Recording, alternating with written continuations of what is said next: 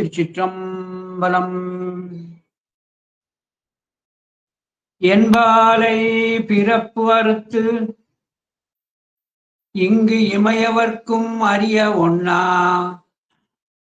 தென்பாலை திருப்பெருந்துறை உரையும் சிவபெருமான் அன்பால் நீ அகம் நெகவே புகுந்தருளி ஆட்கொண்டது என்பாலே நோக்கியவாறு அன்றே எம் பெருமானே. திருச்சிற்றம்பலம். நம பார்வதி பதையே அரகர மகாதேவா. தென்னாடுடைய சிவனே போற்றி, எந்நாட்டவர்க்கும் இறைவா போற்றி. திருச்சிற்றம்பலம். எல்லாம் அல்ல அன்னை காந்திமதி அம்பாள் உடனுரை சுவாமி நெல்லையப்பருடைய பொன்னார் திருவடியை அடியேன் போற்றி வணங்கிக் கொண்டு,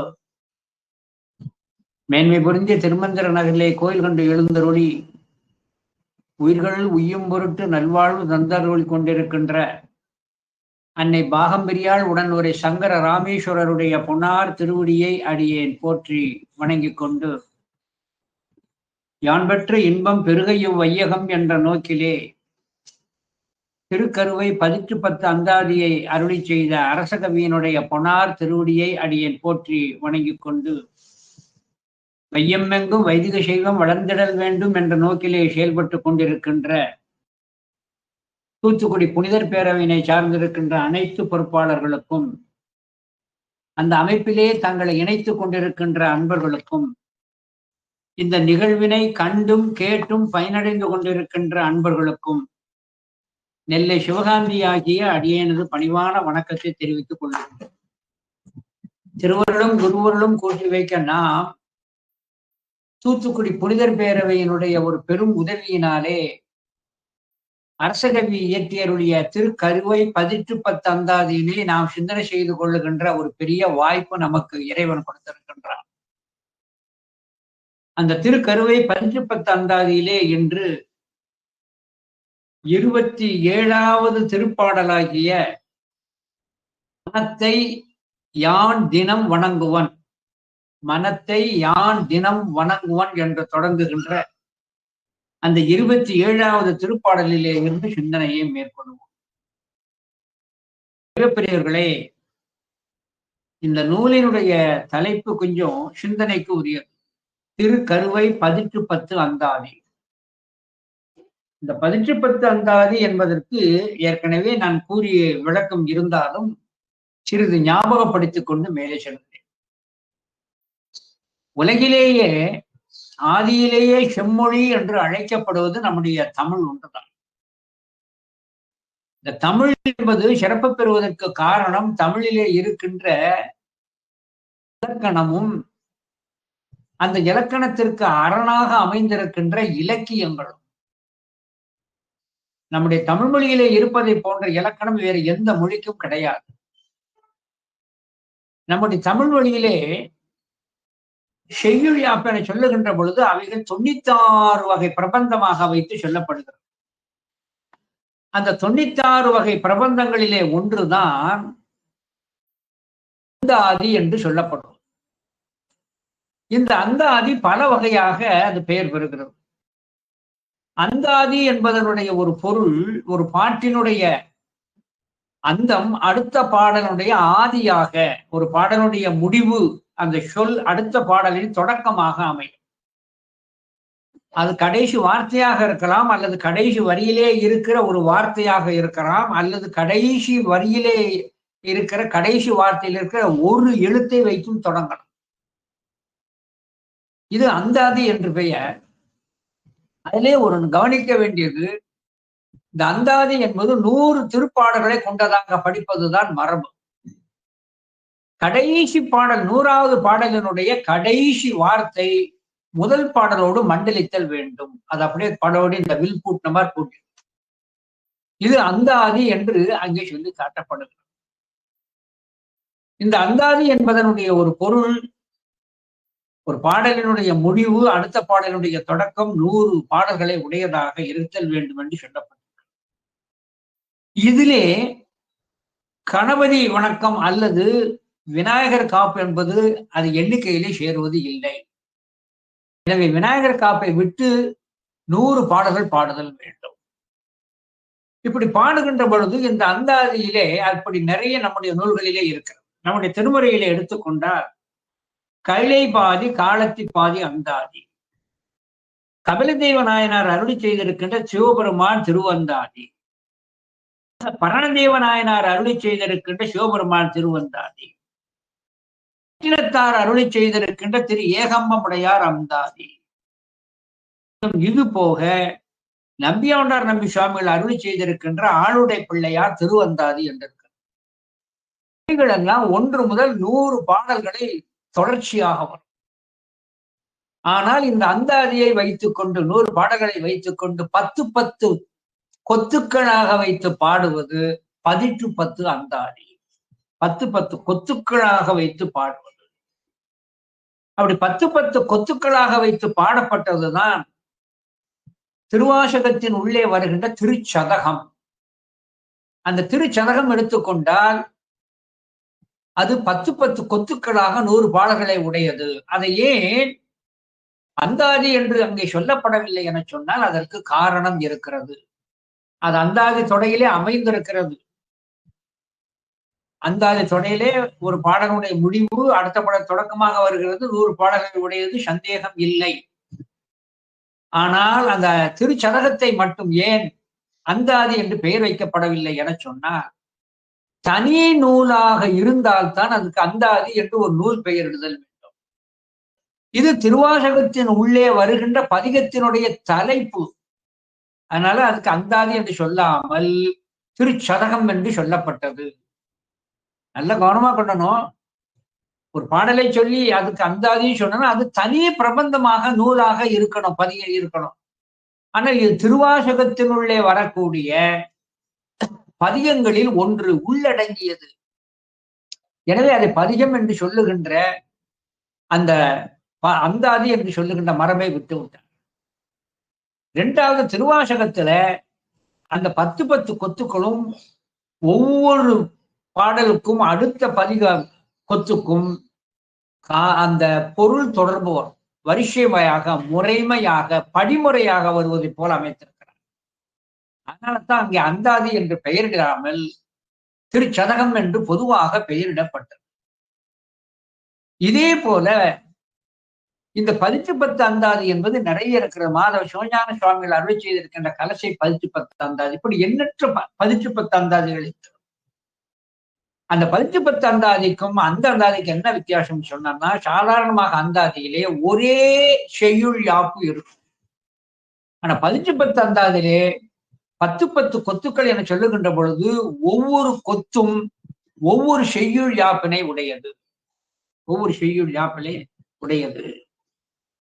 இதிலே திருச்சதகத்திலே வரக்கூடிய ஒரு திருப்பாடலை இன்று அடியே சிந்தனைக்கு லேசாக மேற்கொள்கிறேன்.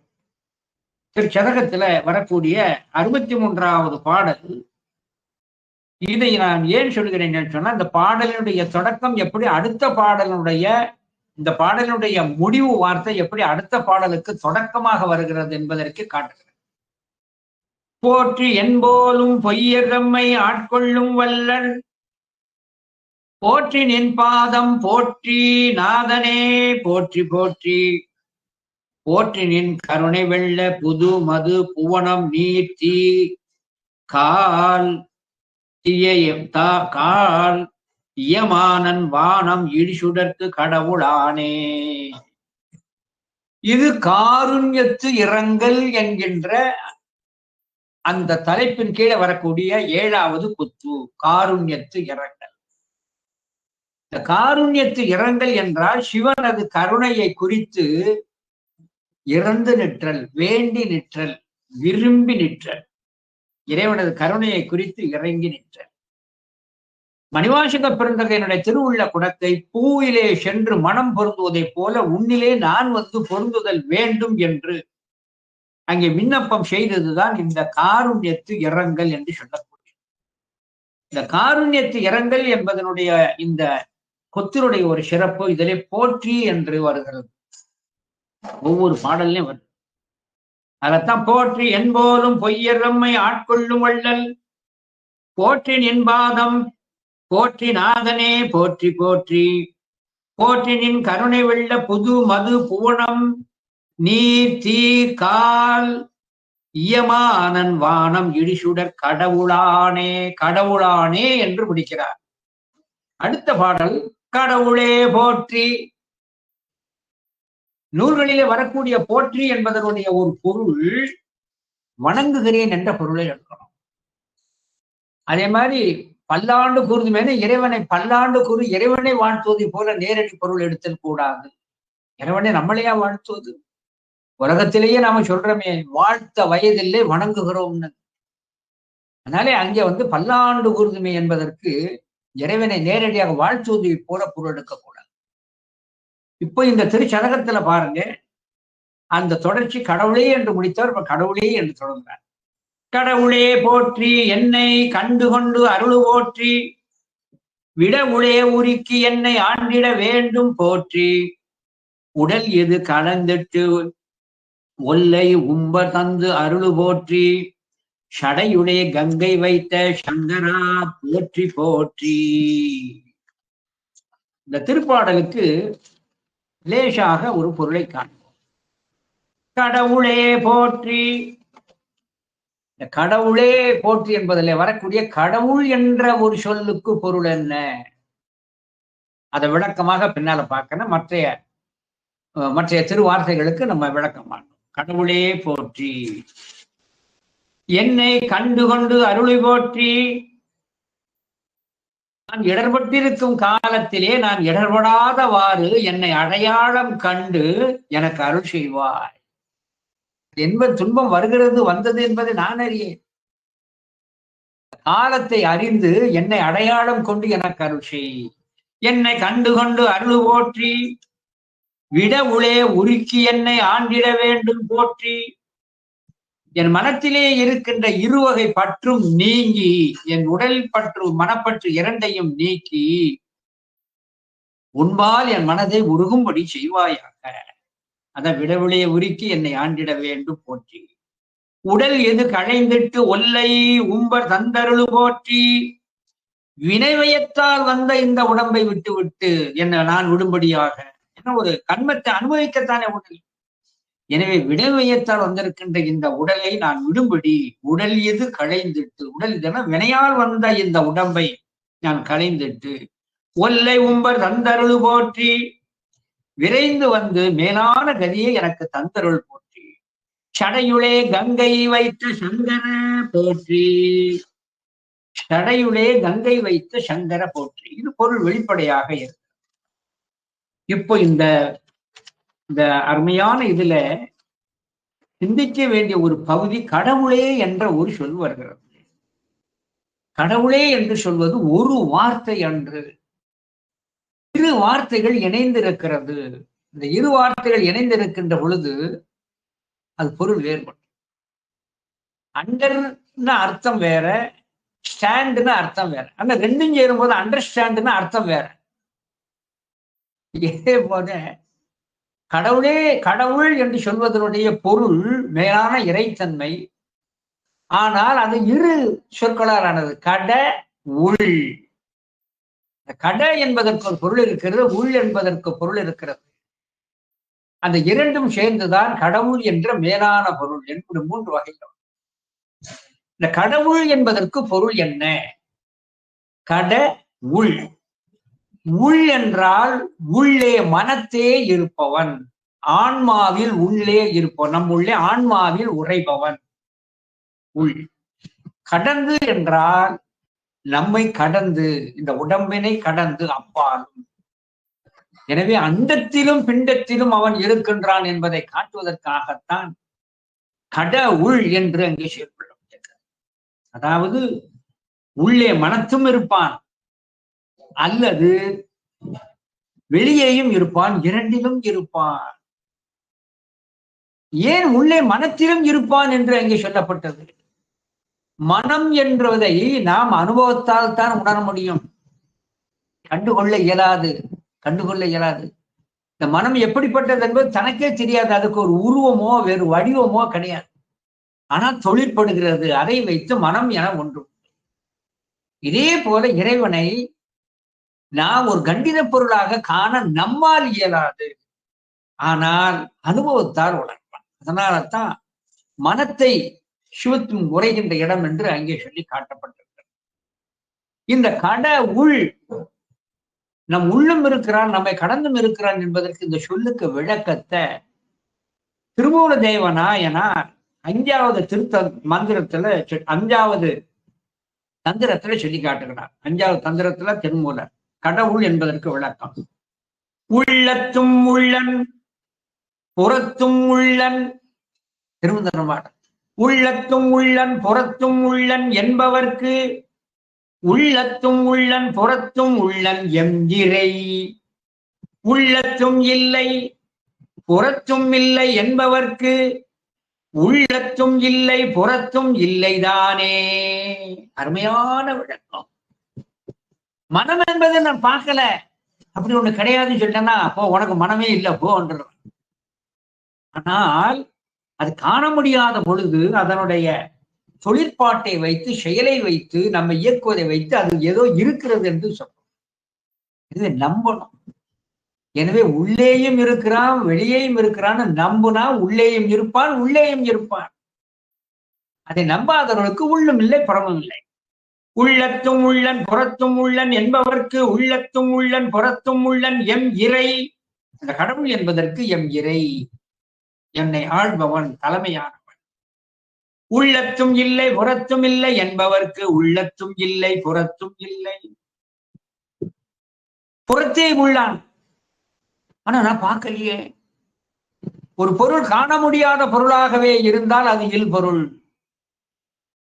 ஆமை இறகு, முயல் கொம்பு, இது காண முடியாத பொருள், அது இல் பொருள். இறைவனை காண முடியவில்லை என சொன்னால் அது இல் பொருள் ஆயிரும். சாமானியர்களால் காண இயலாது. ஆனால் கண்டவர்கள் இருக்கிறார்கள். காணும் கண்ணுடையார், உனை காணும் கண்ணுடையார், சிவஞான கண்ணுடையார். வேற கண்ணை வச்சு பார்க்கணும். நான் பார்க்கல, பார்த்தவன் என்று சொன்னவனையும் நான் பார்க்கல. நான் பார்த்தவர்கள் நான் பார்த்தேன் என்று நமக்கு உணர்த்துகிறார். எத்தனை பேர் பார்த்திருக்கிறார்? நாவுக்கரசு சுவாமிகள் கண்டேன் அவர் திருபாதம், கண்டு அறியாதன கண்டேன். சாமானியர்களால் கண்டு அறிய முடியாத அந்த ஒன்றை நான் கண்ணால் கண்டேன். என்ன விளக்கம் கொடுக்கிறான்னு பாருங்க நம்முடைய ஞானாசிரியர். கண்டேன் அவர் திரு பாதம், அழகாக சொல்லி காட்டுகிறார். கண்டு அறியாத கண்டேன். ஆகையினாலே கண்டவர்கள் இருக்கிறார். ஞானசம்பந்த பெருமான் தான் கண்டார், கண்டவற்றை அப்படி அடையாளம் சொல்றார். சேகரார் சொல்றார் கண்ட காட்சியை அடையாளம் தான் சொன்னார். என்ன அடையாளம் அவர் கண்டதற்கு? தோடுடைய செவியன் விடை ஏறி தூவன் மதிசூடி காடுடைய சுடலை பொடி பூசி அப்படிங்கிறார். அதே போன்று நம்முடைய மணிவாசக பெருந்தகை தான் கண்டதை கண்டபத்திர தனியாகவே சொல்லி காட்டுகிறார். இப்படி அருளாளர்கள் எல்லாம் காண்கிறார். இப்படி புறத்தே கண்டவர்கள் உண்டு. ஆனால் ஆன்மாவின் உள்ளே நம்முடைய மனத்தே கண்டது, அதுவும் அனுபவம். பொதுவாக ஒரு பொருளை நாம் உடனே காண இயலவில்லை என சொன்னால் அது இல்லை என்று முடிவுக்கு வருதல் இயலாது. காற்று கண்ணிலே படாது, அது கண்டித பொருள் அல்ல, பிடிபடாது. ஆனால் அசைக்கின்ற தன்மையையும் சுவாசத்தையும் வைத்துக் கொண்டு காற்று உண்டு என்று. மின்சார சக்தி கண்ணிலே படாது, ஆனால் காற்றாடி சுற்றுவதை வைத்தும் விளக்கு எரிவதை வைத்தும் மின்சக்தி இருக்கிறதுங்கிற பார்க்கிறோம். காந்தத்திற்கு காணக்கூடிய காந்தத்தை நாம் காண இயலாத அந்த சக்தியை, ஆனால் அது ஒரு இரும்பு துண்டை ஈர்த்து வைக்கின்ற பொழுது அந்த சக்தியை உணர்கிறோம். அதே போல மனம் என்பதை நாம் காண இயலாது. அந்த மனத்துள்ளே இருக்கின்ற இறைவனையும் நாம் காண இயலாது, ஆனால் அனுபவத்திலே உணர முடியும். ஆகையினாலே இறைவனை கண்டவர்களும் உண்டு, காணவில்லை என்று சொன்னவர்களும் உண்டு. இதை தாய்மான சுவாமிகள் கண்ட காட்சியும் நீயே, காணார் கண்ட காணார் காணா கல்வனும் நீயே என்று அங்கே சொல்லி காட்டுவார். ஆட்டுவித்தால் ஆர் ஒருவர் ஆடாதாரே அதை சொல்லி காட்டுகிறார். காட்டு வித்தால் ஆர் ஒருவர் காணாதாரே காண்பார் யார் கண்ணுதலாய் காட்டாக்கார். காட்டு வித்தால் ஆர் ஒருவர் காணாதாரே, தன்னை காணும்படியாக செய்தார் ஞானசம்பந்த பெருமானுக்கு. ஆனால் அதே நேரத்துல அவன் வெளிப்படுகின்ற பொழுது உயிர்கள் காணாதது உயிர்களுடைய குற்றமே அன்றி சிவத்து இல்லை என்ற பொருள் அல்ல. அத காண்பார் யார் கண்ணுதலாய் காட்டாக்கார். அந்த சிவபெருமானே அவனுக்கு இருக்கின்ற அந்த ஆணவமாகிய அந்த மாய படலத்தை கிழித்து அனுபடி செய்தால்தான் உண்டும். அனுபடி செய்தால்தான் உண்டும். சுந்தரமூர்த்தி சுவாமிகளுக்கு திருவதிகை வீரட்டானத்துல சித்தவடத்திலே வைத்து திருவடி தீட்சை செய்த போது முதியவரை சுந்தரர் கண்டார். பக்கத்திலே உள்ளவர்கள் கண்டார்களா? திருத்துவானை மாடத்திலே நாவுக்கரசு சுவாமிகளுக்கு சூழக்குரியும் இடவக்குரியும் ஒரு பூதம் வந்து பொறித்ததை பக்கத்தில் உள்ளவர்கள் கண்டார்களா? வந்தது, ஆனால் காணாதது உயிர்கள் குற்றமே. ஆகையினாலே காட்டு வித்தால் ஆர் ஒருவர் காணாதாரே காண்பார் யார் கண்ணுதலாய் காட்டாக்கான் என்பார். ஆனால் யார் கண்டார்கள்? இதைத்தான் நம்ம முக்கியமா நம்ம இது பண்ணோம். இன்றைய சிந்தனைக்கு அதுதான் இன்றைய திருப்பாடல். இந்த 27வது திருப்பாடலுக்கு கருத்து யார் கண்டார்கள் என்றால், காண வேண்டும் என்ற மனத்தை உடையவர்கள் கண்டார்கள். அதான் ரொம்ப முக்கியமான கருத்து. இந்த நுட்பமான கருத்தைத்தான் இங்கே நம்முடைய அரசகவியாரம் சொல்லி காட்டுகிறார். எந்த ஒரு மனமானது சிவத்தை காண வேண்டும் என்று நாட்டம் கொள்ளுகிறதோ அந்த கண்டான் சிவத்தை காணும். அந்த கண்ணுக்குத்தான் சிவன் தன்னை காட்டுவார். திருநாவுக்கரசு சுவாமிகளுக்கு கைலை காட்சி எல்லாம் காண்டான். வா, நீ கைலைக்கு வந்து சிரமப்படாதப்பா, நீ இருக்கிற இடத்துல இந்த பூமிக்கு வந்து திருவையாறுல வந்து நம் காட்சி தரு என்று தன்னை காணும்படியாக செய்தார். ஏன் காணும்படியாக செய்தார்? அவன் காண வேண்டும் என்ற வேட்கை இருந்தது, விருப்பம் இருந்தது. எனவே எந்த ஒரு மனத்திலே இறைவனை காண வேண்டும் என்ற வேட்கை மிகுந்திருக்கிறதோ அந்த மனத்திற்குத்தான், மனத்தை உடையனுக்குத்தான் சிவம் தன்னை காட்டுவான். இதுதான் இன்றைய கருவை 19 உள்ள கருத்தினுடைய மையம். இது எது? நாவுக்கரசு சுவாமிகள் எனக்கு ஏன் சிவம் காட்சி கொடுத்தார்? சமண படுகொலியிலே விழுந்த எனக்கு கருணை கொண்டு அவர் ஏன் காட்சி கொடுத்தார்? என்னை நாடி வந்து கைலை காட்சியை ஏன் இங்கே கொடுக்கிறார்? அவரே விட சொல்றார். நாவுக்கரசு சுவாமிகள் திருவாரூர் பதிகத்துல 4வது திருமுறையில, காண்டலே கருத்தாய் நினைந்திருந்தேன், உன்னை எப்பொழுது காண்பேன் உன்னை எப்பொழுது காண்பேன் என்று மனம் நினைத்தது. அதே மாதிரி நாவுக்கரசு சுவாமிகள் நல்லூருக்கு வா உனக்கு முடிசூட்டிட்டேன்னு சொன்ன உடனே அதை நினைத்து கொண்டே வந்தார். மனசுல நினைச்சதை எப்பவுமே நிறைவேற்றேன்னு சொல்லி நல்லூர்ல நன்மை பெருக அருள் நெறிய வந்தனைது நல்லூரில் மண்ணும் திருத்தொண்டனார் வணங்கி மகிழ்ந்து எழும்பொழுது உன்னுடைய நினைப்பதனை முடிக்கின்றோம். நீ மனதிலே நினைத்து கொண்டே வந்த காரணத்தினால் இப்ப முடிச்சு வைக்கிறேன்னு திருவடி சொன்னார். நம்ம நாவுக்கர் சுவாமி நமக்கு சொல்றார், காண்டலையே நீ கருதாக இருந்தால்தான் உனக்கு இறைவன் காட்சி கொடுப்பான். அழகா சொல்லி காட்டுறான். காண்டலே கருத்தாய் நினைந்திருந்தேன் மனம் புகுந்தாய். நினைத்திருந்த இடத்தில் தான் மனம் புகுந்தேன். எதை போல மேடைக்கு ஒரு தலைவர் வர்றார். தலைவர் வந்து இந்த இடத்துல உட்காரணும்னு நினைச்சு அந்த மேஜை மேல துணியெல்லாம் விரிச்சு மேஜை மேல பூக்கள் வைத்து அலங்காரம் செய்து நல்ல ஒரு சிம்மாசனம் மாதிரி ஒரு நாற்காலியை போட்டு இருந்தா, ஆக நமக்காக போட்டிருக்கிறாங்களே என்று தலைவர் வந்தவர் தனக்கு உரிய ஆசனத்திலே சரியாக போய் உட்கார்ந்துருவார். இல்லையா? சரியாக போய் உட்கார்ந்துருவார். ஒரு 4-5 சேர ஒண்ணு போல வரிசையா போட்டோம்னா தலைவர் எதுல உட்காருவதுன்னு அவருக்கே தெரியாது. பல எண்ணங்களை பல நினைப்புகளை உள்ள மனத்திலே இறைவன் வந்து குடியிருக்க விரும்ப மாட்டான். காண்டலே கருத்தாக உடைய அந்த ஒரு நாட்களில் மட்டும் அலங்காரமாக இருக்கிறதை கண்டு தலைவர் வந்து அமர்கிறாரோ அதே போல காண்டல் சிவத்தை ஒன்றவே காண்ட வேண்டும் என்ற நோக்கத்தில் இருக்கிற ஆன்மா தான் சிவம் வந்து உட்கார்ந்தார். அதைத்தான் காண்டலே கருத்தாய் நினைத்திருந்தேன் அதனாலே மனம் புகுந்தாய். கடல் அடி பூண்டு ஒழிந்தேன். கடல் அடி, கடல் வேறு அடி வேறு. அடி என்பது பாதம், கடல் என்பது காலிலே அணியக்கூடிய ஒரு ஆபரணம். அது தானியாக பெயராக கடல் என்பது திருவடியை குறிக்கும். ஆனால் கடல் என்பது ஆபரணம் தான். கடல் அடி பூண்டு ஒளிந்தேன் துயர் தீர்ந்தேன் புறம் போயினால் அறையோ. உன்னை இனிமேல் இந்த மனத்தை விட்டு நான் போக விடுவேனோ என சொல்லி அங்கே மனத்தை அங்கே நான் வைத்தது எங்க அழகாக அங்கே சொல்லி காட்டுறான். வாசக பெருந்தவனை சொல்லி காட்டுறான். என்னை ஏன் இறைவன் தேடி வந்தார்? 16 ஆண்டு அளவிலே கலைகள் யாவும் கட்டு முடிந்த பின்பு சிவத்தின்பால் மனம் பதிந்தது. அன்று முதல் சிவத்தை காண வேண்டும் என்று ஆசை பிறந்தது. அதனால்தான் சொல்லி காட்டுறார் மணிவாசக பெருந்தகை. அந்த ஆசைப்பத்தில சொல்லி காணும் பொழுது, எப்பாலவர்க்கும் எப்பாலாம் என்னார் அமுதேயோ அப்பா காண ஆசைப்பட்டேன் கண்டாய் அம்மானே. எனவே இப்படி எல்லாம் அருளாளர்கள் எல்லாம் காண வேண்டும் என்ற ஒரு எண்ணம் மனம் இருந்த காரணத்தினாலே அவருக்கு காட்சி கொடுத்தார். எனவே இந்த மனமானது முதலிலே அவனை காண வேண்டும் என்று விளைதல் வேண்டும். அதான் ரொம்ப முக்கியம். அவனை காண வேண்டும் என்று முதலில் மனம் விளைதல் வேண்டும். ஆனால் இந்த மனம் எப்படிப்பட்ட இது?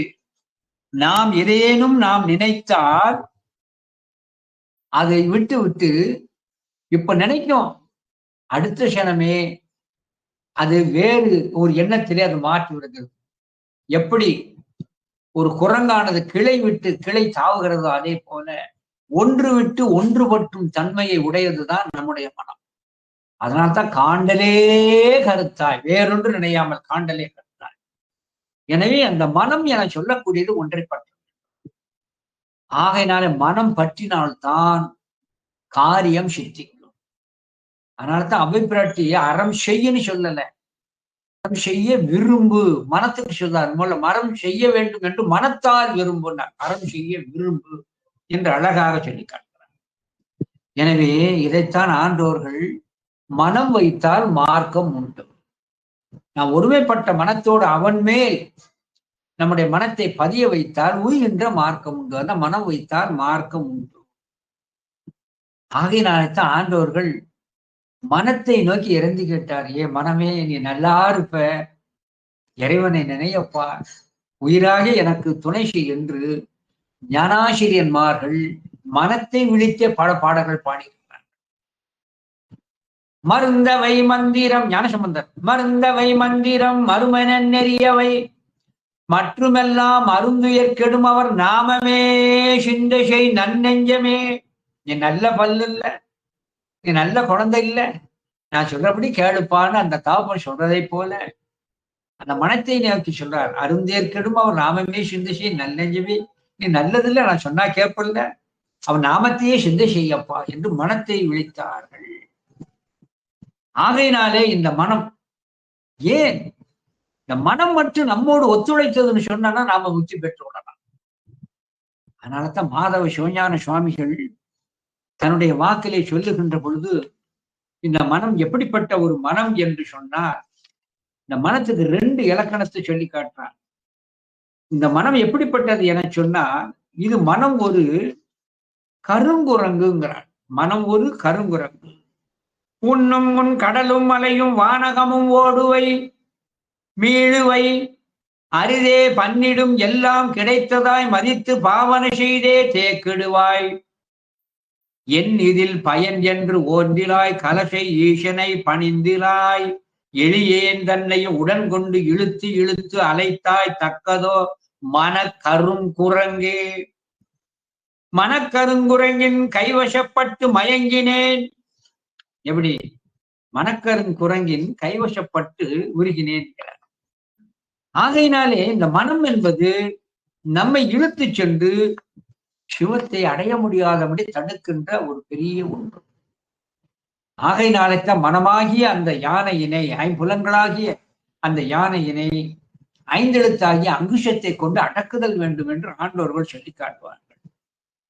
எனவே இந்த மனம் என சொல்லக்கூடியது நம்மோடு ஒத்துழைத்தால் தான் நாம் இறைவனை அடைய முடியும்.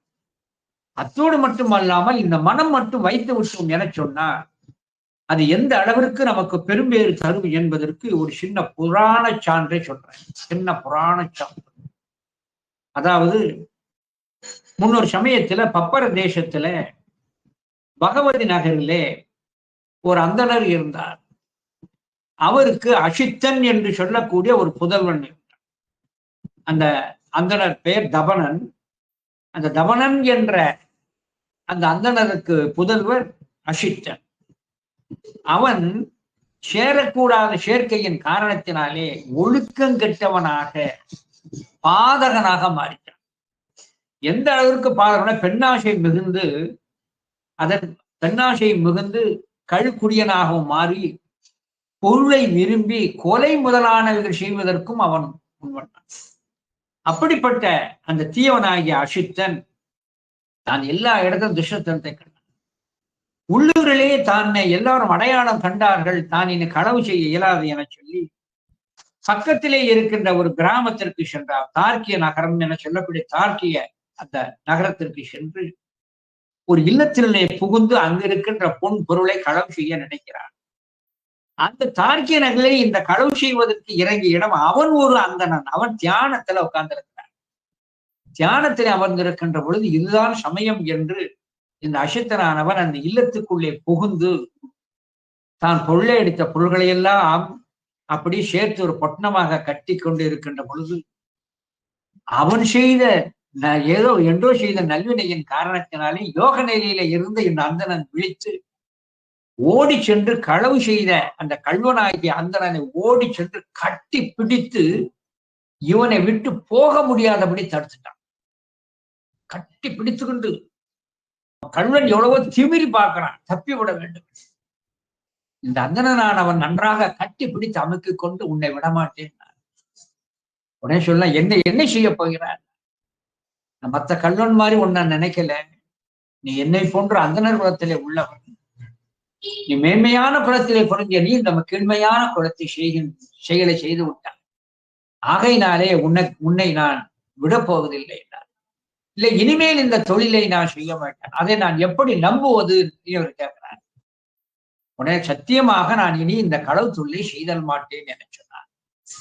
உடனே அந்த இல்லிற்குரிய அந்தணன் தன் உடம்பிலே இருக்கிற திருநீரை எல்லாம் அந்த கல்வன் உடம்பிலே படும்படியாக நன்றாக தேய்த்து விட்டார். இந்த திருநீற்று துகள் அந்த திருநீற்று துகள் கல்வனுடைய மேனியில பட்ட உடனே சிறிதே நற்புத்தி வந்து உள்ள சொன்ன, ஐயா, நான் கெட்டு போனேன், பெண்ணாசை உடையவன், போகங்களை எல்லாம் அனுபவிக்க நினைக்கின்றேன், பொருள் வேண்டும் என்பதற்காகத்தான் நான் இந்த இறுதிவிலை செய்தேன். நான் இனிமேல் என்ன செய்வது என சொன்னார். அப்ப அவர் சொன்னாரு, அப்பா, நீ இது செஞ்சது சரிதான். இந்த உலகத்துல நாம அனுபவிக்க வேண்டியதை அனுபவிக்கணும். ஆனா நல்வழியிலே சென்றால் தானே உனக்கு அடுத்த பிறவி என்பது இல்லாமல் இருந்து மேல்கதி அடைவாய்.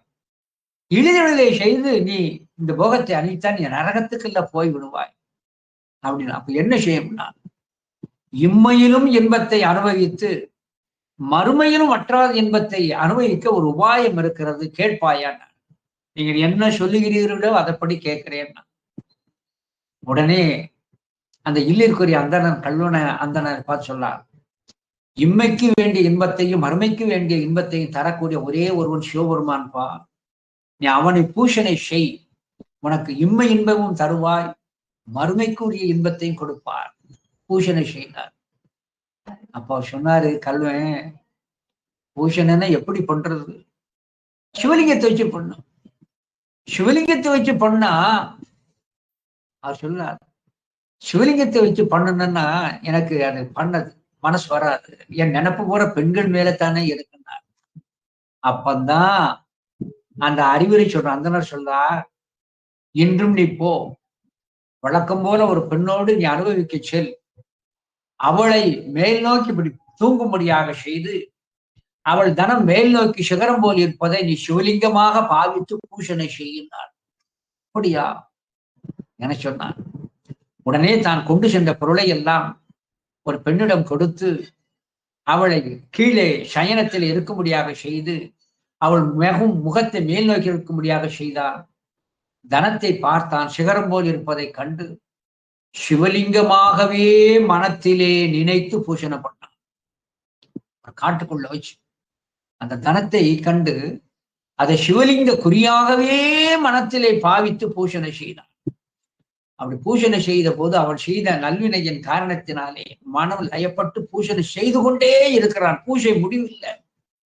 எப்படி ஒருமை நினைவால் உம்பர் பிரானுக்கு பூஜை ஏற்றினார் என்று சண்டேச நாயனார்ல சொல்லப்படுவது, இதே போல மனம் ஒன்றுபட்டு பூஜை செய்து கொண்டிருக்கிறார். அப்பொழுது காட்டு தீ ஏற்பட்டு சுற்றி படர்ந்து வருகிறது.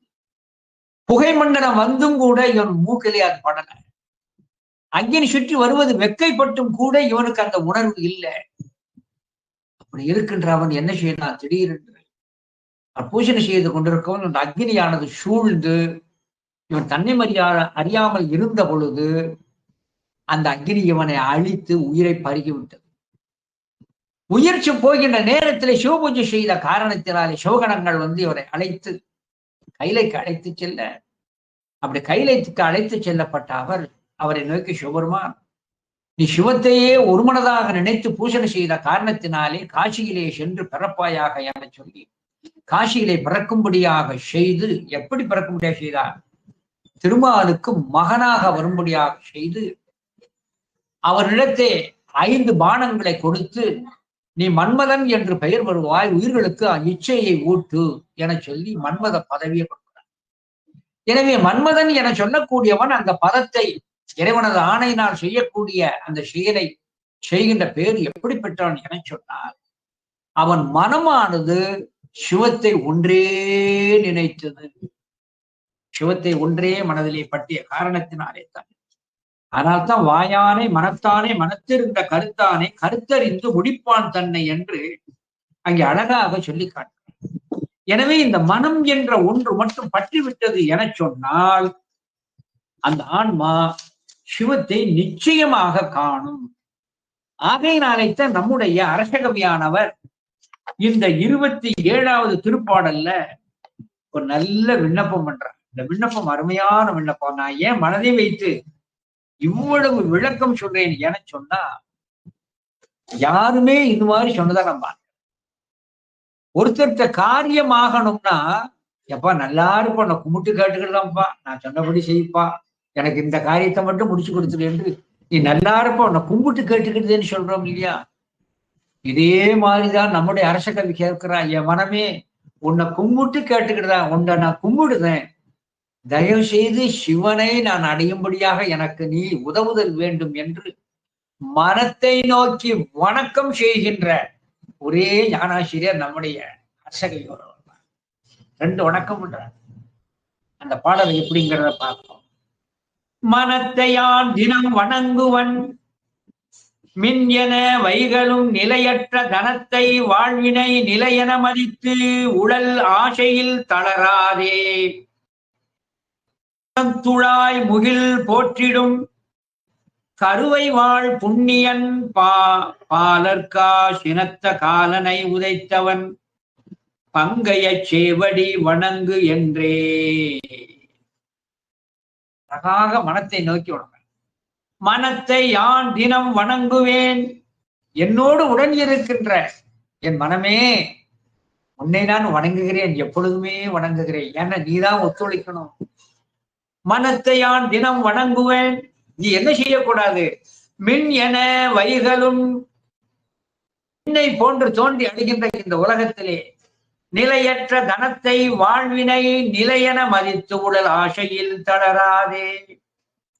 இந்த உலகையும் இந்த செல்வத்தையும் நான் வாழுகின்ற இந்த வாழ்வை நிலையென நினைத்து அதன் மேல் நீ பற்று வையாதே, அதன் மேல் நீ பற்று வையாதே. அழகாக சொல்கிறார். புனத்துழாய் முகில் போற்றிடும் கருவை வாழ் புண்ணியன், அவன் எப்படி நம்முடைய தொடவமாலை அணிந்திருக்கின்ற திருமால் போற்றுகின்ற அந்த புண்ணியன். புனத்துழாய் முகில் போற்றிடும் கருணை வாழ் புண்ணியன். எப்பொழுதுமே சைவத்துல திருமாலை இகழ்வதாகவே நம்ம பொருள் எடுக்கவே கூடாது. பொருளெடுக்கவே கூடாது. சிவபெருமானுடைய பெருமையை கிளர்ப்பதற்குத்தான் பிரம்மனும் விஷ்ணுவும். அதனாலதான் திருமந்திரத்துல இருவரையும் சொல்லுகின்ற பொழுது உலக்காகி நின்றாரே. உலக்குன்னா ஒரு குவியல்ல எவ்வளவு எத்தனை பக்கம் அரிசி இருக்கிறது, எத்தனை பக்கம் கடலை இருக்கிறதுன்னா ஒரு அளவை வைத்து எடுப்பதை போல சிவனது பெருமையை அளப்பதற்கு உலக்காக இருப்பவர்கள் திருமாலும் பிரம்மனும். இப்போ ஒருத்தரை பார்த்து நீங்க வாரியார் மாதிரி பேசுறீங்கன்னா அந்த வாரியார் ஒரு இதாக இருக்கிறார், ஒரு அளவையாக இருக்கிறார். நல்ல பேச்சாளருக்கு அவர் தான் இலக்கணம் என்று ஒரு அடையாளம். திருமாலும் வணங்குகின்ற பெருமாள்னா திருமாலுக்கும் பெருமை, பெருமையுடைய திருமாலை வணங்குகிறவர்களால் சிவன் மேலானவர் என்ற பொருள். அதனாலே சிவனது பெருமை பிரம்ம விஷ்ணுக்களால் அங்கே கலரப்படுகிறது. திருமாலே வணங்குகிறார். அதைத்தான் நீங்க சொல்லி காட்டுகிறார். புனத்துழாய் முகில் போற்றிடும் கருணை வாழ் புண்ணியன் பாலர்கா சினத்த காலனை உதைத்தவன். மார்க்கண்டேய மகரிஷிக்காக கோபித்து வந்த அந்த யமனையே உதைத்தவன். எது சர்வ ஆற்றல் உடையவன். பாலர்கா சினத்த காலனை உதைத்தவன். பங்கைய சேவடி வணங்கு என்றே. ஏ மனமே, நீ தாமரை போன்ற திருவடியை சிவபெருமானை வணங்கு. அப்படி வணங்கும்படியாக நீ அவனையே நினைத்து கொண்டிரு. உன்னை நான் அதற்காக வணங்குகிறேன் என்று அந்த மனத்தை நோக்கி ஒரு விண்ணப்பம் செய்வதை போல அழகாக அங்கே சொல்லி காட்டுகிறார். அதனாலே இறைவனானவர் எந்த மனத்தை நினைக்கிறாரோ அங்கேதான் செல்லுவார். அப்ப அந்த மனதை நினைக்கும்படியாக செய்தல் வேண்டும். அப்ப மனம் எதை நினைத்து கொண்டிருக்குமோ அதை விலக்கி நினைக்க வேண்டிய பொருளினை நினைத்தல் வேண்டும். அதனாலதான் இங்க அழகாக சொல்றாரு. மனத்தை ஆண்டினம் வணங்குவன் மின் என வைகளும் நிலையற்ற தனத்தை வாழ்வின நிலையென மதித்து உடல் ஆசையில் தளராதே. குணத்துழாய் முகில் போற்றிடும் வாழ் கருவை வாழ் புண்ணியன் பாதற்கா சினத்த காலனை உதைத்தவன் பங்கைய சேவடி வணங்கும் என்றே. எனவே பங்கடி சேவடியை நான் வணங்குதல் வேண்டும் உன் துணையோடு. ஆகையினாலே மனமே, நீ அதற்கு எனக்கு உதவுவாயாக என சொல்லி அதற்காக உன்னை வணங்குகிறேன் என சொல்லி அங்கே வணக்கத்தை சொல்லுகிறார் நம்முடைய. எனவே மனம் பற்றினால்தான் சிவத்தை காணும். மனம் பற்றினால்தான் சிவத்தை காணும். இதைத்தான் இங்கே அழகாக இங்கே சொல்லி காட்டுகிறார். இந்த மனம் என்று சொல்லக்கூடியது எவ்வளவு வலிமை உடையதுன்னு சொன்னா, உலகத்துல ஒரு உண்மை சொல்லுவாங்க. யாராவது சாப்பிடும் போது இருமிட்டான்னா உங்களை யாரோ இப்ப நினைக்காங்க, புற போச்சும்பாங்க. யாரோ நினைக்கிறாங்க. இப்ப யாரோ நினைக்கிறாங்கிறது எப்படி தெரியும்? அந்த நினைவின் ஆற்றல் இங்கு வந்து தாங்கி அது என்ன செய்கிறது? இவருக்கு புரை போகிறது. எனவே நினைவு என்பது எப்படி மின்சாரம் என்ற ஒரு சக்தி தொழிற்படுகிறதோ இதே போல ஒரு நினைவு என சொல்லக்கூடிய ஒன்று தொழிற்படக்கூடிய ஒரு ஆற்றல் உண்டு. ஒரு தந்தையை மகன் நினைத்தால் தந்தைக்கு புகழும் குறை. ஒரு மகனை தந்தை நினைக்கின்ற பொழுது மகனுக்கு குறை. சிவத்தை நான் நினைக்கின்ற பொழுது இவன் நினைக்கின்றான் என்று அவனுக்கு ஒரு தாக்கம் ஏற்பட்டு நம்ம நோக்கி வந்துடும். நான் ஒரு உண்மை. இந்த மனத்தின் நினைவினுடைய ஆற்றல் இவ்வளவு இந்த மனத்திற்கு உரியது என்பதற்கு ஒரு சின்ன உதாரணம். சரமான் பெருமான் நாயனாரும் சுந்தரமூர்த்தி சுவாமிகளும் நண்பர், இருவரும் தோழமை பெற்றவர். சிவனால் அங்கே நட்பு செய்யப்பட்டவர். திருவஞ்ச ஒருத்தர் இருக்கிறார், இன்னொருத்தனுடைய அரண்மனையிலே அவர் இருக்கிறார், நம்முடைய அரச பெருமான். அப்படி இருக்கின்ற பொழுது கொடுங்கோள் இங்க இருக்கிறார், இங்கே திருவஞ்ச இருக்கிறார். சுந்தரமூர்த்தி சுவாமிகளுக்கு திடீரென்று வந்த இறைவனிட்ட பணி முடிந்தது என்று தலைக்கு தலைமாலை அணிந்ததனே என சொல்லி இறைவனை நோக்கி விண்ணப்பம் செய்து இந்த வாழ்வு எனக்கு போதும்னு சொன்னார். உடனே சுவாமி என்ன பண்ணார்? வெள்ளையானை அனுப்புனார். வெள்ளையானை அனுப்புகின்ற பொழுது என்ன நடந்தது? யாரையுமே நினைக்கல, சேரமான் பெருமானை மட்டும் நினைந்தார். அது நினைத்த நினைவு சேரமான் பெருமான் நாயனாருக்கு உணர்வு எழுந்து சுந்தரர் கையிலை நோக்கி செல்ல போகிறார். இல்ல SMS அனுப்பிச்சாரா, இல்ல யாரும் போன் போட்டு சொன்னாங்களா, இல்ல யாரும் தூதர்கள் போய் சொன்னாங்களா? இல்லையே. இந்த நினைவு பிரதிபலித்தது சேரமான் பெருமான் நாயனார். சேக்கலார் பெருமான் அழகாக சொன்னார். சேக்கலார் பெருமான் ஏற்ற தொண்டரை அண்டர் வெள்ளை யானையின் எதிர்வலம் கொண்டு ஏற்ற சுந்தரமூர்த்தி சுவாமிகள் வெள்ளை யானையில ஏற நாத்தடம் கடல் முழங்கும் என ஐவகை நாதம் மீது எழுந்து ஆர்ப்ப போற்றி வானவர் பெரிய புராணம் பூமலை பொழிந்திட போதுவார் உயிரெல்லாம் சாற்றும் மாற்றங்கள் உணர்வு பெறும் துணைவரை சேரமான் பெருமான் நாயனாரை மனதில் கொடு சார்ந்தார். மனசில நினைச்சார். இந்த நினைப்புத்தான் சேரர் தம்பிரான் தோழகம் செயலறிந்து நினைச்ச உடனே அவருக்கு தெரிஞ்சு போச்சு. ஆஹா, இதுதான் நிகழ்கிறது.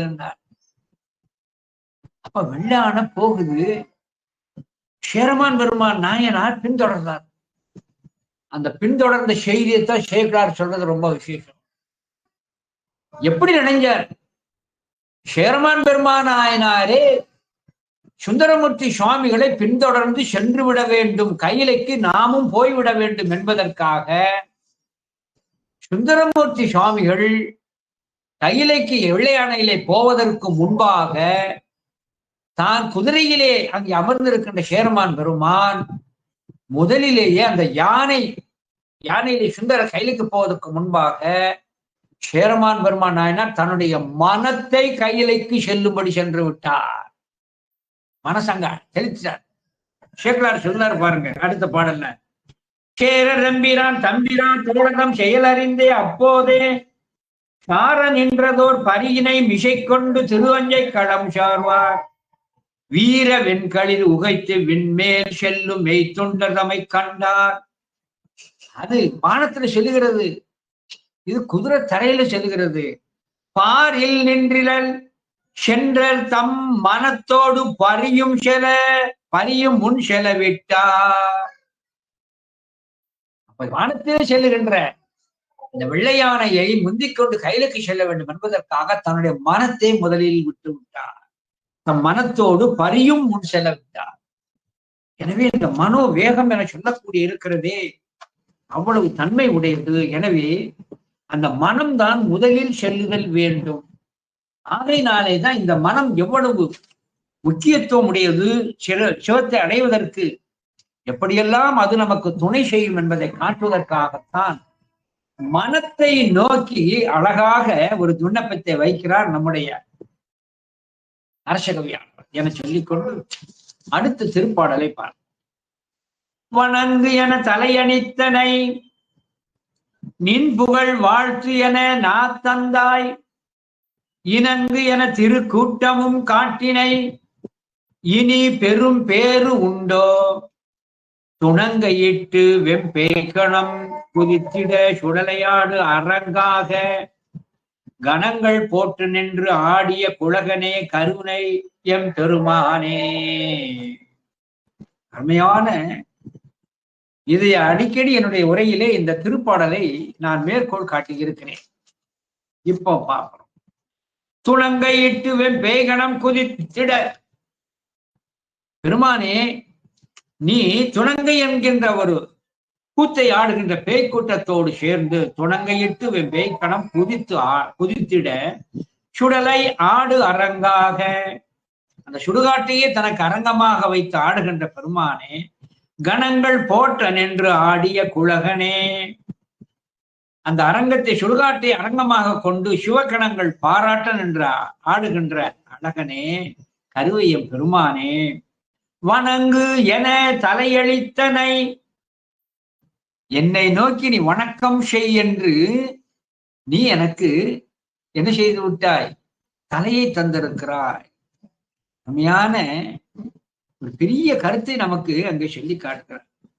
வணங்கு என தலையளித்தனை நின் புகழ் வாழ்த்து என நா தந்தாய், நம்முடைய அங்கத்தை எதற்கு தந்திருக்கின்றார் என்பதை அழகாக சொல்லி காட்டுகிறார்.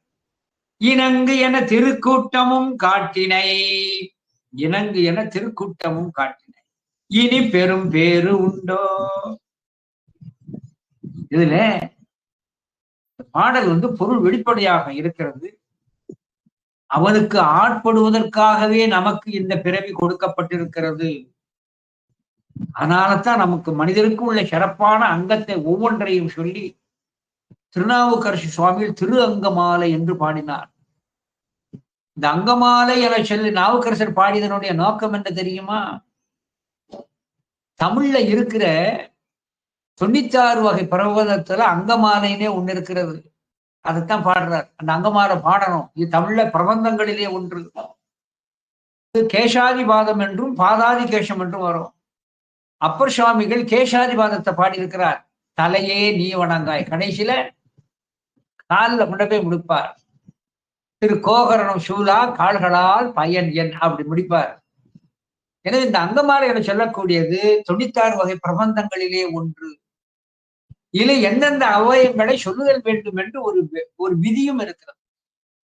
சுவாமியினுடைய குய்யத்தையும் பாடுதல் வேண்டும். சுவாமியினுடைய அங்கத்தை பாடுகின்ற பொழுது இதே போல ஆன்மாக்களாகிய நாம் இந்த ஒவ்வொரு அங்கமும் ஏன் படைக்கப்பட்டிருக்கிறது, எதற்காக கொடுத்திருக்கிறார் என்பதை அழகாக திரு அங்கமாலையிலே நாவுக்கரசு சுவாமிகள் குறிப்பிட்டு காட்டுகிறார். அதைத்தான் நீங்க அப்படியே சொல்லி காட்டுகிறார். வணங்கு என தலையளித்தனை. வணங்குவதற்காகவே தலையை தந்திருக்கிறாய். நின் புகழ் வாழ்த்து என நா தந்தாய். உன்னுடைய புகழினை வாழ்த்த வேண்டும் என்பதற்காகவே நான் தந்திருக்கிறான். இணங்கு என திருக்கூட்டமும் காட்டினை. இணங்கு என திருக்கூட்டமும் காட்டினை. வணங்கு என தலையளித்தனை. மனம் பற்றியது. நின் புகழ் வாழ்த்து வாக்கு பற்றியது. இணங்கு என கூட்டம் உடம்பை பற்றியது. இந்த உடம்பு சிவனடியார் கூட்டத்தோடு சேர்ந்து இணையணும். எப்படி மனம் வாக்கு காயம் இப்படி ஒன்றுபடுதல் வேண்டும் என்று ஒரு குறிப்பாக சொல்லி காட்டுகிறார். வணங்கு என தலையளித்தனை. நின் புகழ் வாழ்த்து என நா தந்தாய். இணங்கு என திருக்கூட்டமும் காட்டினை. இப்படி கிடைத்து விட்டால் இனி பெரும் பேரு உண்டோ. இவைகள் கிடைத்து விட்டால் இதற்கு மேலாக பெற வேண்டிய பேர் எதுவுமே இல்லை என அங்கே சொல்லி காட்டுகிறார். இப்போ இந்த இடத்துல நம்முடைய பெருமானானவர் திருநாவுக்கரசர் அங்கமாலையை போல இங்கே நம்முடைய அரசகவியானவர் திருவாசகத்தினுடைய கருத்தை அப்படியே நமக்கு உணர்த்துகிறார். திருவாசகத்துல திருப்பூவலில் வணங்க தலை வைத்து வார்கடல் வாய் வாழ்த்த வைத்து இணங்கத்தன் சீர் அடியார் கூட்டமும் வைத்து எம்பெருமான் அனங்கொடு அணிதில்லை அம்பலத்தை ஆடுகின்ற குணம் கூற பாடினாம் பூவல்லி கொய்யாமோ. இந்த கருத்தை அப்படியே வைத்து காட்டுகிறார். ஆக வணங்க தலை வைத்து வார்கடல் வாய் வாழ்த்த வைத்து இணங்கத்தன் சீரடியார் கூட்டமும் வைத்து எம்பெருமான் அனங்கோடு அணிதில்லை அம்பலத்தை ஆடுகின்ற குணங்கூற பாடினாம் பூவல்லி கொய்யாமோ என சொல்லி காட்டுகிறார். எனவே இந்த இடத்துல நம்ம கவனிக்க வேண்டியது ஒன்று என சொன்னால், எப்பொழுதுமே ஒரு மனிதனுக்கு அளவற்ற ஒரு மகிழ்ச்சி களிப்பு வருகின்ற பொழுது அவன் சுய அறிவை இழப்பான். அதிலும் இந்த அரசபோகம் என சொல்லக்கூடிய ஒன்று இருக்கிறதே, அது உண்மை அறிவை அழித்துவிடும். ஆகையினாலேத்தான் கைலையிலே இருக்கிற அந்த குரங்கை நோக்கி நீ பூமியிலே சென்று அரசனாக பரப்பாய், சக்கரவர்த்தியாக இருப்பாய் என்று முஷ்குந்த சக்கரவர்த்தியா போம்படி இறைவன் அருள் புரிந்த போது அந்த குரங்கு வேண்டாம், மயக்கத்தை கொடுத்து விடும் பதவி எனக்கு வேண்டாம். இதே போலத்தான் நம்முடைய ஷெர்மான் பெருமான் நாயனாரும் தயங்கினார். அப்படி ஷெர்மான் பெருமான் நாயனார் தயங்கியும் கூட, ஆனால் தையலோடி நடந்துவிடக் கூடாது என்பதற்காகத்தான் இறைவனிடம் வரத்தை பெற்றார். இதே மாதிரி மூர்த்தி நாயனார் பதவி தேர்ந்து வந்தது. ஆனால் அந்த பதம் இறைவனைக்கு அடைவதற்கு தடையாய்விடக்கூடாது என்பதற்காகத்தான் 3 வரத்தை பெற்றார். அந்த 3 வரத்தை பெற்று மும்மையால் உலகாண்டார் அந்த மூர்த்தியார். எனவே இதே போல ஒரு அரசனாக இருக்கின்ற நம்முடைய அரசகவியானவர் தான் ராஜபோகத்திலே வணங்காது, இறைவனே நீ எதற்காக என்னை அனுப்பினாயோ, அங்கத்தை கொடுத்தாயோ, அதை அதற்குத்தான் பயன்படுத்துவேன் என்று அழகாக இதிலே சொல்லி காட்டுகிறார். இது இறைவன் கொடுத்த கொடை என்று அங்கே சொல்லி காட்டப்பட்டிருக்கிறது. இதே கருத்தை நம்முடைய இன்னொரு அரசராக இருக்கின்ற நம்முடைய சேரமான் பெருமான் நாயனார் இதே கருத்தை பொன்வண்ணத்து அந்தாதியிலும் இதை சொல்லி காட்டினார்.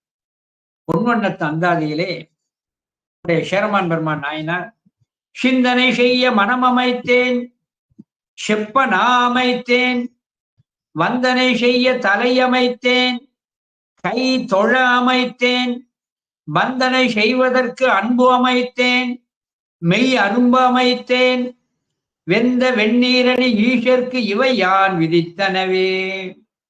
இதெல்லாம் ஏன் தொட்டு காட்டுறேன்னா, 11ஆம் திருமுறையில சேரமான் பெருமான் நாயனார் அருளி செய்திருக்கிற பொன்வண்ண தந்தாதி இப்படி அருமையான துதி இருக்கிறது என்பதை நினைவூட்டுவதற்காகத்தான்.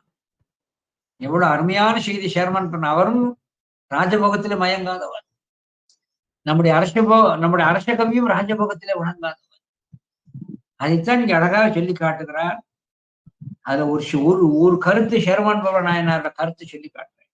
சிந்தனை செய்ய மனம் அமைத்தேன், செப்ப நான் அமைத்தேன், வந்தனை செய்ய தலை அமைத்தேன், கை தொழ அமைத்தேன், வந்தனை செய்வதற்கு அன்பு அமைத்தேன்கிறார்.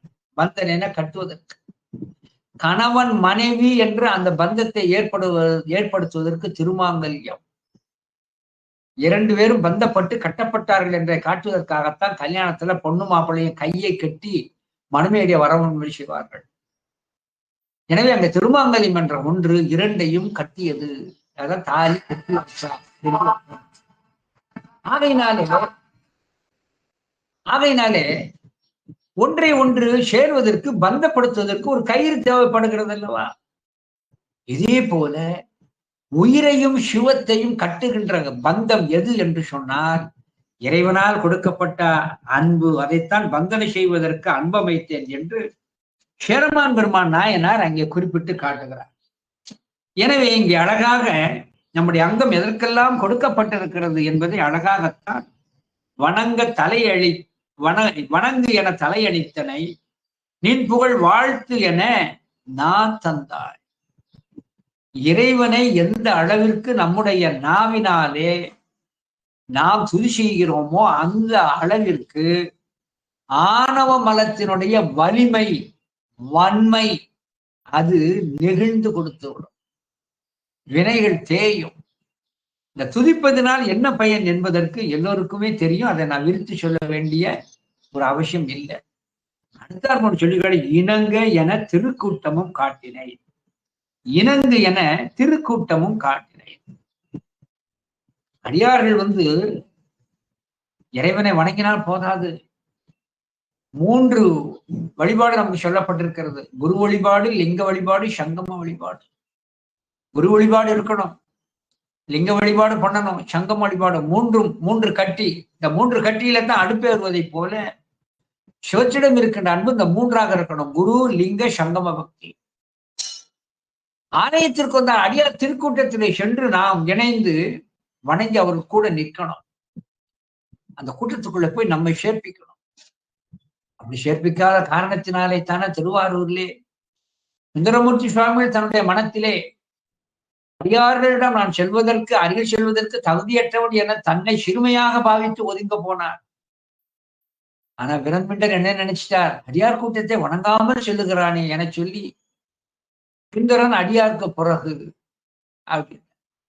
அப்போ அடியார் கூட்டத்திலே சென்று நாம் இணைதல் வேண்டும்.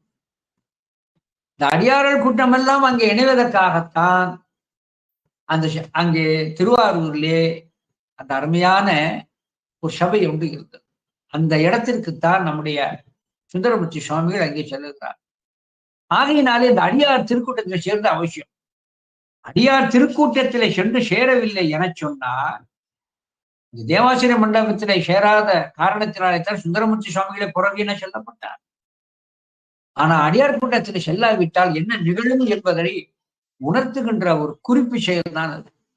அடியார் கூட்டத்துல போய் நாம் சேரவில்லை என சொன்னால் அது எப்படிப்பட்டது என சொன்னால், நான் ஏற்கனவே சொன்ன உதாரணத்தை சொன்னேன். தாய்மானவர் சொல்வார், இந்த புலி வேட்டையாட வரும். கூட்டமாக இருக்கின்ற மான்கள் கூட்டத்தோடு எல்லாம் மேய்ந்து கொண்டிருந்தால் கண்ட ஒரு மான் ஒரு ஒலி குறிப்பு கொடுக்க எல்லா மானும் தப்பிச்சு ஓடி. மான்கள் ஆனது ஓட ஆரம்பிச்சதுன்னா புலியால பிடிக்கவே முடியாது. இதே போல ஒரு பசு கூட்டமாக மேய்கின்ற பொழுது அது புலியால் அது பிடிக்க இயலாது. ஆனா அதே நேரத்துல கூட்டத்தோடு இருக்கின்ற அந்த மானிலே ஒன்று, மான் கூட்டத்திலே இருக்கின்ற ஒன்று தான் தனியே போய்விட்டால் அது புலிக்கு வேட்டையாடுவது எளிது. பசு கூட்டங்களில் இருந்த ஒரு பசு தனியாக போய்விட்டது என்றால் அந்த பசுவை வேட்டையாடுவது புலிக்கு எளிது. எனவே அடியார் திருக்கூட்டத்தில் இருந்து நாம் வெளியே போனால் மாயை நம்மை பற்றுவது எளிது.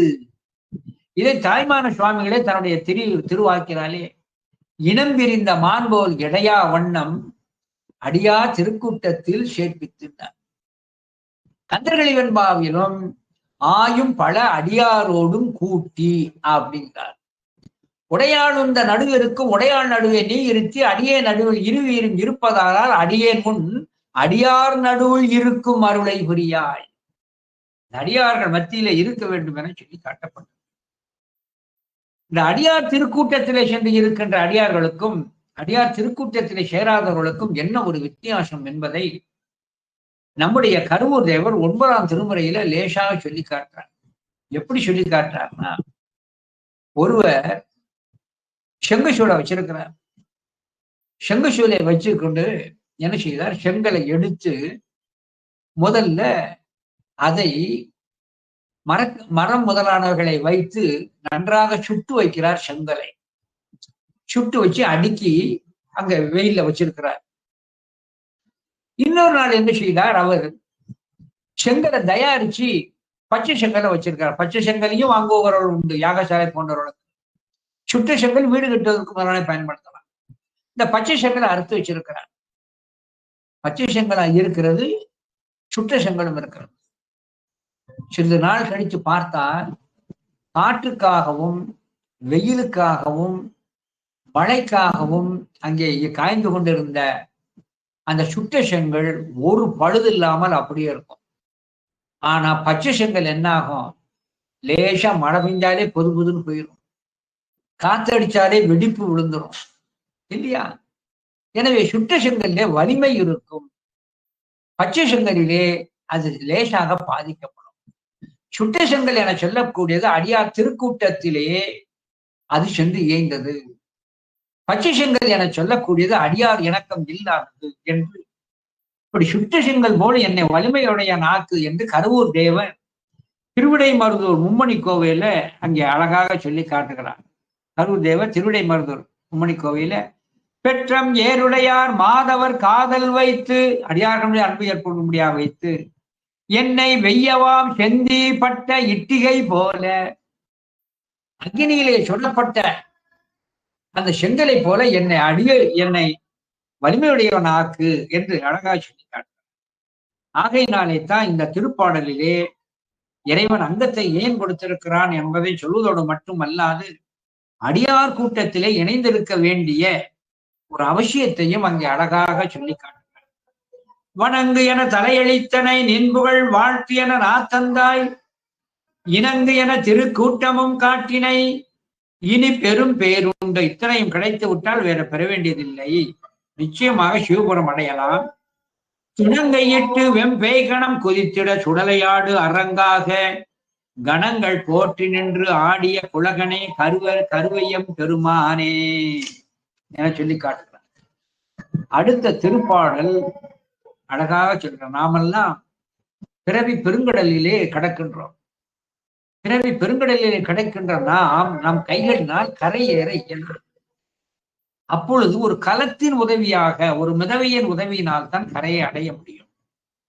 இப்படி பிறவியாகிய கடலிலே கடப்பதற்கு நமக்கு நல்ல துணையாக இருப்பது அவனது 5 எழுத்தே என்பதை அடுத்த திருப்பாடலை சொல்லி காட்டுகிறார். பெருமை சாய்ந்தனின் திரு எழுத்து 5மே பெரும் புனை என பற்றி அருமை சான்ற இப்பவக்கடல் கடக்குமாறு ஆசையில் துணிகின்றேன். இருமை இன்பமும் அடியவருக்கு ஊற்றிடும் இறைவனே, எம்மானே, தர்மமூர்த்தியே, ஒப்பனை வனமுலை தழுவுனின் தின்புயத்தானே. பொருட்செறிவு மிகுந்த அருமையான ஒரு பாடல். பெருமை சாய்ந்தனின் திரு எழுத்து ஐந்துமே பெரும்புனை என பற்றி பெருமை பொருந்திய இந்த ஐந்தெழுத்தாகிய அந்த நமச்சிவாய் என்ற மந்திரத்தை பற்றியே நான் பிறவிக்கடலை நான் கடப்பதற்கு உறுதியாக புண்ணிய அருமை சான்ற இப்பவக்கடல் கடக்குமாறு ஆசையில் துணிந்தேன். அருமை சான்ற இப்பவம்ங்கிறார். ஏன்னா இந்த பிறவியில் தான் மற்ற பிறப்புகளிலே அடுத்த பிறவி வராதபடி தேடுகின்ற மார்க்கத்தை அறியே. ஆனா இந்த பிறவியில் தான் அந்த உண்மையை அறிந்த காரணத்தினாலே பிறப்பு துன்பத்தையும் அதிலிருந்து நீங்குகின்ற உபாயத்தையும் இந்த பிறப்பில் அறிந்த காரணத்தினாலே தான் அருமை சான்ற இப்பவ கடல், அருமை சான்ற இப்பவம் இந்த பிறவி கடல் இருந்து நீங்குவதற்கு ஆசையில் துணிகிறேன்னா முடிவாக சொல்லுகிறேன். எப்படி? பெருமை சான்ற என் திரு எழுத்து ஐந்துமே பெரும்புனை என பற்றி. ஐந்தெழுத்தைத்தான் அங்கே நம்முடைய பெருமானானவர் கொண்டிருக்கிறார். அதை துணையாக பற்றுக்கோடாக கொண்டு இந்த பிறவிக்கடலை அங்கே நீந்துகிறார் என்பதை அழகாக இங்கே சொல்லி காட்டுகிறார். இது நம்முடைய மணிவாசக பெருந்தகையினுடைய திருவாக்கிலே அப்படியே வைத்து பேசப்படுகிறது. மணிவாசகர் இந்த வாக்கைத்தான் அப்படியே சொல்லி காட்டப்படுகிறது. மணிவாச திருவாக்கிலே சொல்லுகின்ற பொழுது அழகாக சொல்லி காட்டுகிறார். திருச்சதகத்துல தனியனேன் பெரும்பிறவி பவ்வத்து எவ்வ தடந்திரையால் எற்றுண்டு பற்று ஒன்றின்றி கனியை நே துவர்வாயார் என்னும் காலால் களக்குண்டு காமவான் சுறாவின் வாய்ப்பட்டு. அந்த பிறவி கடலே என்னென்ன துன்பங்கள் வரும் என்பதை சொல்லி காட்டுகிறார். இனி என்னே உய்யுமாறு என்று என்று எண்ணி அஞ்செழுத்தின் புனை பிடித்து கிடக்கின்றேனை, அஞ்செழுத்தின் புனை பற்றி கிடக்கின்றேனே. ஆகையினாலே இறைவனது திருவடி, இறைவனது அந்த ஐந்தெழுத்து நாமம் தான் இந்த பிறவி கடலில் இருந்து நாம் நீந்தி வெளியேறுவதற்கு நமக்கு நல்ல ஒன்று என்று அங்கே அழகாக கருத்து எங்கே வைத்து சொல்ல காட்டப்பட்டிருக்கிறது. திருநாவுக்கரசர் தேவாரத்துல சொல்லி காட்டப்பட்டிருக்கிறது. எப்பவுமே கதை வழியில பார்க்கப்படாது. ஐந்தெழுத்து பதிகம், சொற்றுணை வேதியன் பதிகம், அந்த பதிகம் எந்த சூழலிலே வந்தது? நாவுக்கரசு சுவாமிகளை கல் தூணிலே 2 நுனிகளை உடைய கயிறால் கட்டி கடலில் எரியப்படுகிறார். சொற்றுணை வேதியன் என்ற ஐந்தெழுத்து பதிகத்தை பாடினார். அங்கே கரையேற விட்ட குப்பம் என சொல்லக்கூடிய கரையை வைத்து அடைந்தார். இது புராணத்தில் வரக்கூடிய நிகழ்வு. இதனுடைய தாத்பரியம், தத்துவம் என்ன? நாவுக்கரசர் ஆகிய ஆன்மா ஆணவமாகிய கல்லின் பிணிப்போடு அறம் பாவம் என்று 2 நுனிகளை உடைய அந்த கயிற்றினால் கெட்டப்பட்டது. பிறவி ஆகிய கடலிலே எரியப்படுகிறார். அப்பொழுது ஐந்தெழுத்தாகிய புனையினை பற்றி கொண்டு கரையாகிய வீடு பேற்றை அடைகிறார். இப்படி பொருள் எடுக்கணும். ஐந்தெழுத்தை பற்றி கொண்டுதான் கரையேறினார் என்றால் ஐந்தெழுத்தை பற்றிகளை பிறவி கடல் நீந்தி முக்கி பேரை பெற்றார் என்று பொருள். இப்படித்தான் பொருள் எடுக்க வேண்டும் என்று சேக்கரார் பெருமான் சொல்லி காட்டுறார் பெரிய புராணத்துல. இருவினை பாசம் மும்மலக்கல் ஆர்த்தலின் வரு பவக்கடலில் வீழ்மாக்கள் எரிந்து ஏறிட அருளும் மெய் அஞ்செழுத்து அரசை இக்கடல் ஒரு கல்மேல் ஏற்றிடல் உரைக்க வேண்டுமோ. எனவே ஐந்தெழுத்து தான் நமக்கு பெரும் புனை என்று அழகாக அங்கே சொல்லி காட்டுகிறார். எப்படி? பெருமை சான்றனின் திரியெழுத்து ஐந்துமே பெரும்புனை என பற்றி அருமை சான்றையும் பவக்கடல் கடக்குமாறு ஆசையில் துணிகின்றேன். அப்ப பால்வண்ணநாதனுடைய பெருமை சொல்லார். இருமை இன்பமும் அடியவர்க்கே ஊட்டிடும் இறைவனே. ஊட்டுதல் என்றால் குழந்தை கேட்காது. ஆனால் இது குழந்தைக்கு தேவை என்பதை தாய் அறிந்து வாயில வைப்பதை போல நமக்கு வினைக்கு ஏற்ப நமக்கு இன்ப துன்பத்தை ஊட்டுவான். அப்படி ஊட்டுபவன் இறைவன் நல்லதை ஊட்டுகிறான் நல்வினைக்கு. அதுல ஒரு பெரிய கருத்தை சொல்றார். எல்லாரும் சைவம்னா சாமியாரா போனோம், முக்தி பேர் அடையிறதுக்குத்தான் சைவத்தை நினைக்கணுங்கிறார். இந்த உலக வாழ்க்கையை வெளுத்து ஓடி இருந்த மாதிரி பேசிட்டு இருக்காங்க. அது தப்பு. இறைவன் எப்படிப்பட்டவன்? இம்மைக்கு வேண்டிய பலனையும் கொடுப்பான், போகத்தையும் கொடுப்பான், மறுமைக்கு வேண்டிய வீட்டின்பத்தையும் கொடுப்பான். அதைத்தான் இங்க சொல்லி காட்டுகிறார். இருமை இன்பமும் அடியவர்க்கு ஊட்டிடும். இருமை இன்பம், உண்மையிலே வேண்டுகின்ற அந்த இன்ப போகத்தையும் கொடுப்பான், மறுமைக்கு வேண்டிய வீட்டின்பத்தையும் கொடுப்பான். பொன்னும் மெய்ப்பொருளும் தருவானை, போகமும் திருவும் புணர்ப்பானை அப்படிங்கிறார். ஒரு பாடலை சொல்றேன். சக்தி என்பாள் ஒரு திருமந்திரம். சக்தி என்பாள் ஒரு சாதக பெண் பிள்ளை, முத்திக்கும் நாயகி என்பதை உணர்கில. முத்திக்கும் நாயகி. அப்ப முத்திக்கும் என்றால் அம்பாளானவர் இம்மைக்கு வேண்டியதையும் கொடுப்பா, முத்திக்கும் அவளே தலைவியாக இருந்து கொடுப்பா. இம்மை பலனையும் மறுமை பலனையும் அம்பாள் கொடுக்கிறாள். எனவே சைவத்துல மறுமையை மட்டும் பேசவில்லை, இம்மைக்கு வேண்டியதையும் கொடுப்பார்.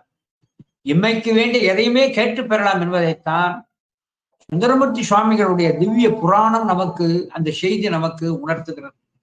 எனவே இருமை இன்பமும் அடியவர்க்கு ஊட்டிடும் இறைவனே எம்மானே தர்மமூர்த்தியே. இறைவன் தர்மமூர்த்தி என்பதை காட்டுவதற்கு இடப வாகனம். அந்த இடபம் என்பது தர்மம்தான் இடபமாக வருகிறது. அது தர்மம் என்பது எதை காட்டுகிறது என சொன்னா, காளைக்கு 2 கொம்பு.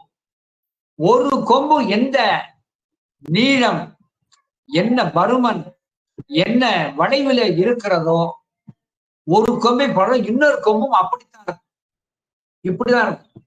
ஒன்று இப்படியும் ஒண்ணு இப்படி இருக்கிறார், ஒன்று கொண்டு முரண்பட்டு இருக்கார். அப்படி ரெண்டுமே அதனுடைய நீளமும் பருமனும் வளைவும் ஒண்ணு போல இருக்கும். எனவே இரண்டும் சமமான கொம்பு. எதை காட்டுகிறது? ஒன்று வினை, மற்றொன்று பயன்.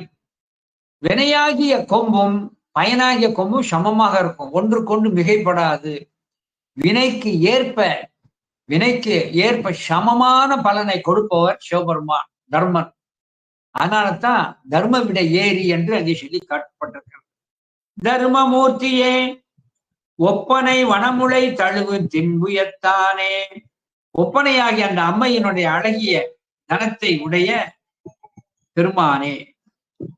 ஒப்பனை வனமுலை தழுவு தின்புயத்தானே என்ன அர்த்தம்னு சொன்னா, அம்மையினுடைய தோளை தழுவுபவன் சிவன் ஒருவனே.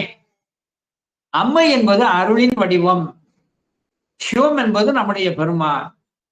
சிவம் என்பது அம்மையானவள் எப்பொழுதுமே உடன் வைத்துக் கொண்டிருக்கின்றார். எனவே அருளது சக்தியாகும் என பொருள் கொண்டு அந்த அருளை உடையவன் நம்முடைய பெருமான் ஒருவனே என்பதை காட்டுவதற்காகத்தான் அம்மையினுடைய தோளை தழுவுகின்ற சிவன் என்று நம்முடைய நூல்களிலே சொல்லி காட்டப்படும் என சொல்லி இந்த ஒரு திருப்பாடலை ஒரு முறை வாசித்து விட்டு இன்றைய சிந்தனை நிறைவு செய்கிறேன். பெருமை சாய்ந்த நின் திரு எழுத்து 5மே பெரும்புனை எனப் பற்றி அருமை சான்ற இவ்வவக்கடல் கடக்குமாறு ஆசையில் துணிகின்றேன். இருமை இன்பமும் அடியவர்க்கு ஊட்டிடும் இறைவனே எம்மானே தர்மமூர்த்தியே ஒப்பனை வனமுலை தழுவு தின்புயத்தானே. திருச்சிற்றம்பலம். தீது இலா இறை செங்கோல் வழங்குக, வேத ஆகம மெய்நெறி ஓங்குக, போதனாகிய புண்ணியர் மல்குக, ஓது மூவர் தம் ஒன் தமிழ் வாழ்கவே. திருச்சிற்றம்பலம்.